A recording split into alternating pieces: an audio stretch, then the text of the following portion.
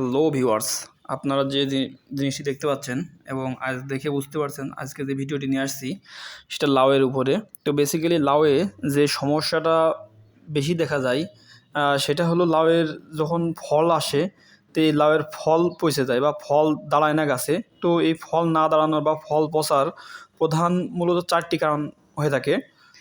এর প্রধান কারণ হলো ক্যালসিয়াম, পটাশিয়াম ও বোরনের অভাব। দ্বিতীয় কারণ হলো পরাগায়ন না হওয়া, সঠিকভাবে যদি পরাগায়ন না হয় তাহলে এটা হয়। তৃতীয়, ছত্রাকের আক্রমণ হলে পাতায় নানা রকম স্পট দেখা দিতে পারে।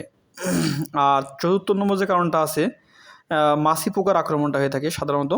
এই মাছি পোকার আক্রমণের কারণে এটা সবচেয়ে বেশি ক্ষতিগ্রস্ত হয়ে থাকে।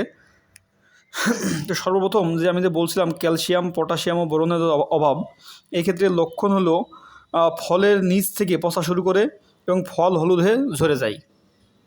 আর এর ক্ষেত্রে যদি সমাধান দিতে হয় তাহলে ক্যালসিয়ামের জন্য জিপসাম, পটাশিয়ামের জন্য কুইক পটাশ এবং বোরনের জন্য সলুবার বোরন স্প্রে করতে হবে।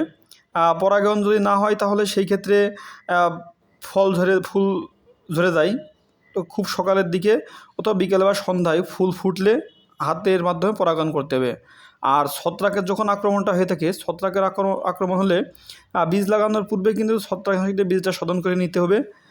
ছত্রাকনাশকের ক্ষেত্রে অটোস্টিন ব্যবহার করা যেতে পারে। তারপর আছে বিভিন্ন জৈবনাশক, সেগুলো দ্বারাও কিন্তু করা যায়। আর এছাড়া যে মাছি পোকার যে আক্রমণটা হয়ে থাকে, মাছি পোকার আক্রমণের ক্ষেত্রে এটা সবচেয়ে যেমন ফলের মাছি পোকা বা ফল ছিদ্রকারী পোকা, এক এক জায়গায় এরিয়া ভেদে এক এক রকম নাম থাকে।